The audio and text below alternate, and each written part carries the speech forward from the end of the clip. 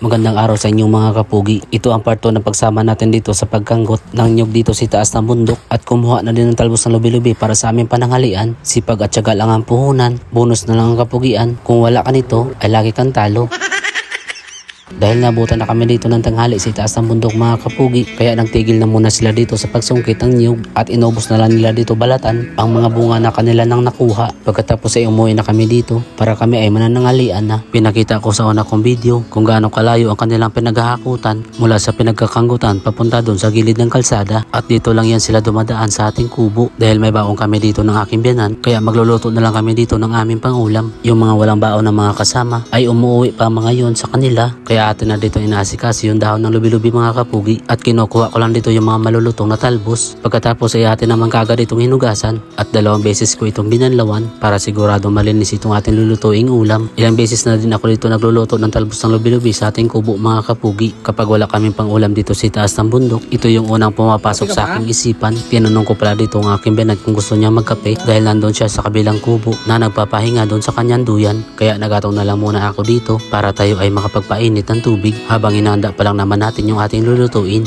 Gustong gusto pa naman yan magkape, lalo na kapag nakakapagod yung mga gawain. Nagiwa na din pala ako dito ng mga rekado at yung ilalagay natin dito na pansahog ay tinapa lang mga kapugi. Ito yung lagi naming hinahalo kapag nagluluto kami ng talbos ng lubi-lubi. Inalisan ko lang ito ng tinik at ulo bago natin ito ilagay sa kawali kasama ng mga rekado, at kung kumulo na itong ating tubig ay inalis ko na ito sa pagkakasalang para mailagay na itong ating lulutuing ulam. Pagkatapos ay nilagyan ko muna ito ng pangalawang pinggang gata at tinakpan na kagad para mapakuluan habang itong aking biyanan ay nagtimpla na dito ng kape habang tayo nagluluto dito sa loob ng ating kubo. Buti ngayong araw ay hindi gaanong umulan pero ang hangin ay napakalakas naman, at nung kumulo na itong ating niluto ay dito ko na ito tinimplahan, tinakpan ulit para lalo pang lumambot itong dahon, at nung medyo natuyo na itong sabaw ay dito ko na nilagyan ng unang pinggang gata at tinakpan ulit ito hanggang sa ito ay magmamantika, at nung medyo kulang yung ating timpla ay nagdagdag ulit ako dito ng kaunting asin. Tinikman ulit ito kung sakto na sa ating panlasa. Hindi ko ito masyado pinatuyo mga kapugi dahil ang gusto ng aking biyanan ay may sabaw na kaunti. Ito yung masarap sa probinsya mga kapugi dahil nakakakuha tayo dito ng pangulam natin dito lang sa ating paligid. Libre na at masustansya pa. Kapag may sipag at syaga ka lang ay hindi ka talaga dito mawawala ng grasya. Ginataang lubi-lubi na may tinapa mga kapugi. Simpleng ulam dito sa taas ng bundok, pero kapag hinalo mo na ito sa kanin,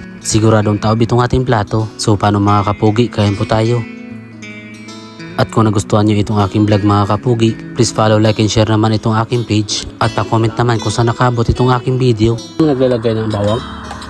Sibuyas na. At sa mga nakaabot sa dulo ng aking video, maraming salamat at God bless inyong lahat.